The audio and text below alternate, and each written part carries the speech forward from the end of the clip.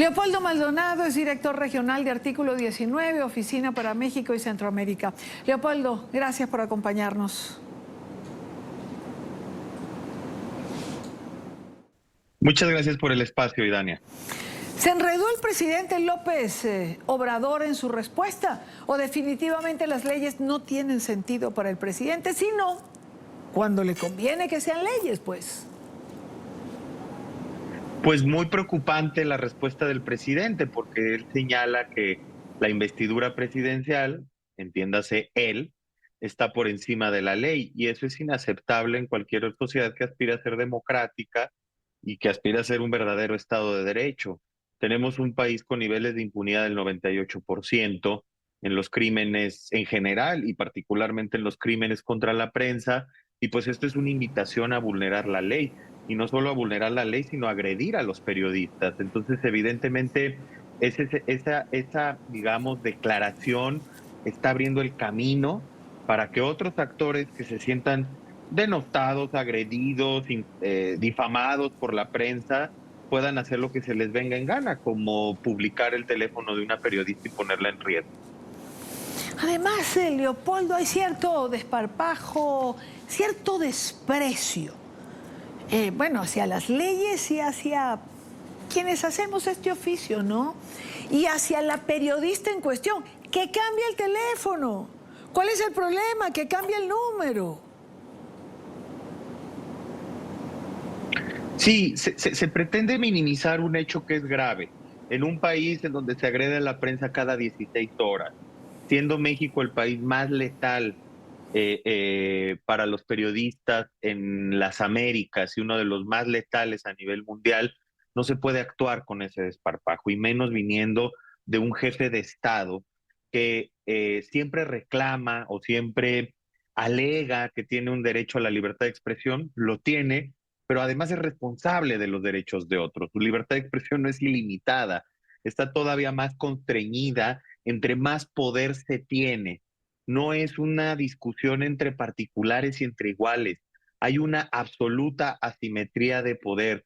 Y cuando el presidente descalifica, y ya no solo descalifica, sino publica datos personales que ponen en riesgo a los periodistas en este caso, lo que busca es amedrentar mediante el avasallamiento.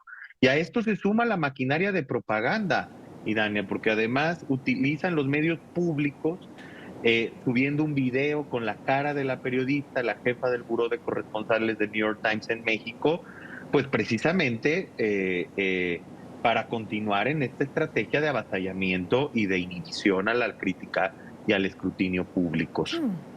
¿Qué cosa con estos mandatarios que además se creen los jefes de redacción de cuanto medio les incomoda? Recuerdo a Hugo Chávez, por ejemplo, a Rafael Correa. ¿Cuántas veces los vimos con periódicos en la mano criticando titulares o informaciones? ¿Qué derecho les abroga? Es decir, se pueden defender como tú señalas, pero eso no da el derecho de agredir o exponer la vida de otros, o lo que queda sobre la mesa es que la vida de esos otros realmente les importa un carrizo, por decirlo elegantemente. Pues preocupantemente sí, porque si ya eres un jefe de Estado en un país con estas características y con estos niveles de violencia, y además normalizas este tipo de prácticas que ponen en riesgo a las personas, por un momento olvidémonos que es periodista, a cualquier persona la pondría en riesgo, pues evidentemente habla de una disociación con la realidad, ¿no?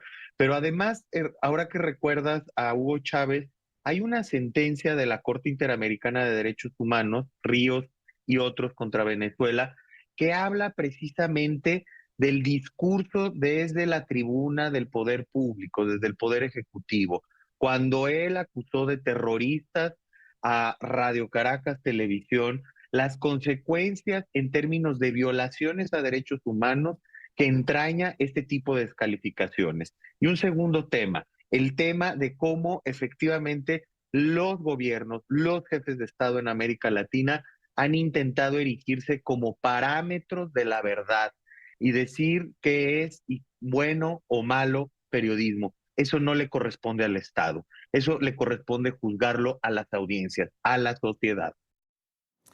Pues Leopoldo, como siempre, gracias por acompañarnos. Es Leopoldo Maldonado, director regional de Artículo 19 para México y Centroamérica. Gracias por compartir esta preocupación que es de todos.